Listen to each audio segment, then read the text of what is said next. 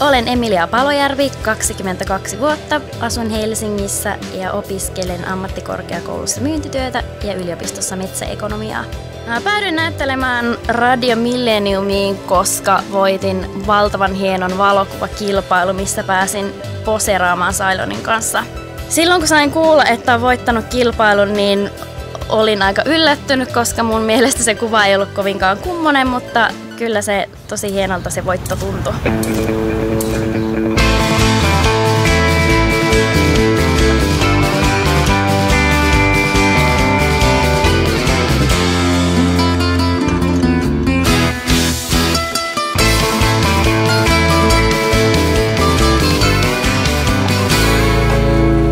Kato nyt, mitä sä saat aikaa. Tähän sen teet.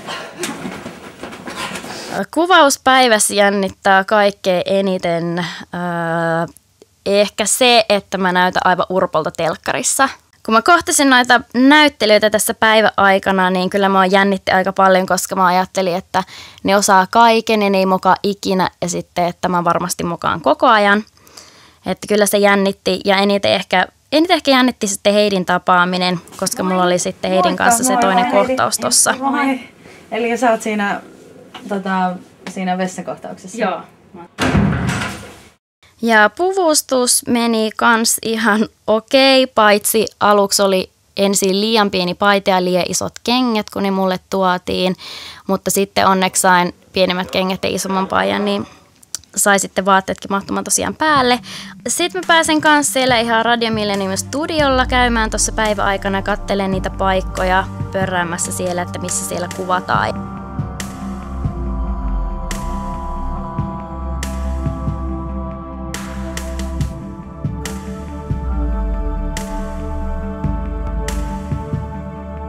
Törmäsin uudestaan Ceyloniin ja meidän oli kyllä aivan pakko viettää myös siellä sitten herkkä hetki.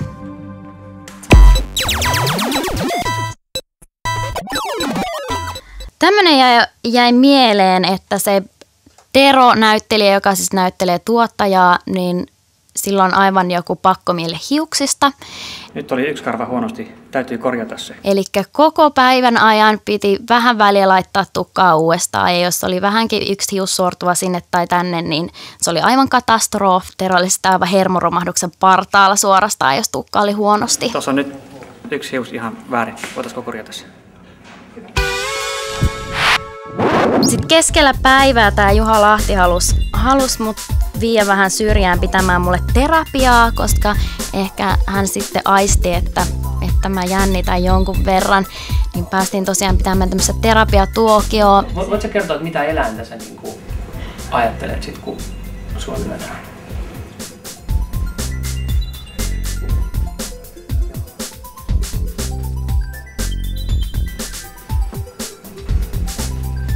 No.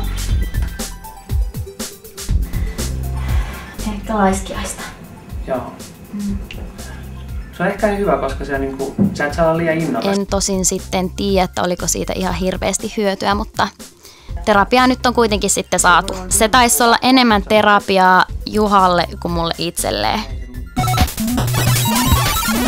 Pääsin myös kiertelemään tuolla puvustamossa. Siellä oli aivan hirveästi kaikkea ja mä varsinkin tykkään paljon hatuista ja pääsin siellä koittelemaan erilaisia hattuja ja löysinkin sieltä sitten oman lempparin. Päivän yksi kohokohdista oli ehkä se, että sain oman idolini eli Nousiaisen Lassen kanssa, joka siis esittää Ramia, niin pääsin tosiaan tanssimaan hänen kanssa, pyysi mua tanssiin, niin totta kai mä suostuin. Ja kyllä huomasi, että on ennenkin tämä Lasse tanssinut, että oli sen verran hyvät otteet siinä tanssissa.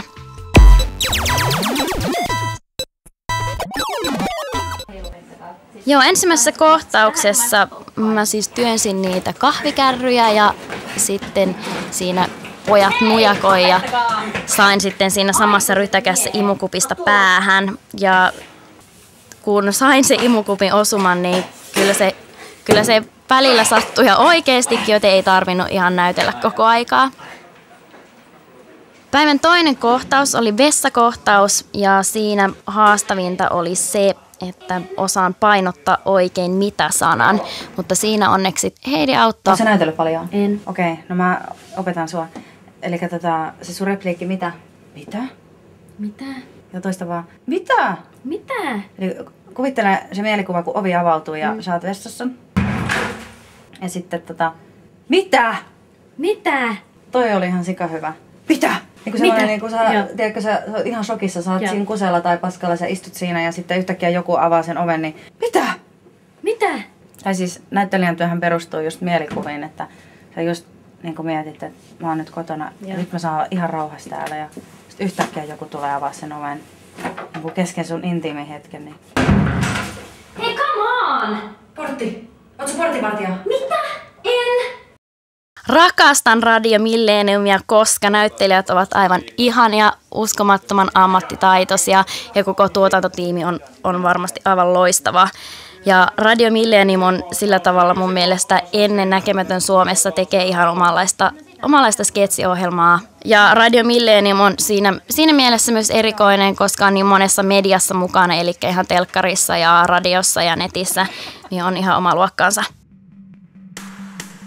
Ihan nyt täytyy kyllä kiittää koko tuotantotiimiä ja näyttelijöitä ja maskeeraajaa ja puvustajaa ja tietenkin sitten omaa perhettä ja ystäviä, että on ollut tässä mun tukena ja auttanut mua tsemppaamaan tähän.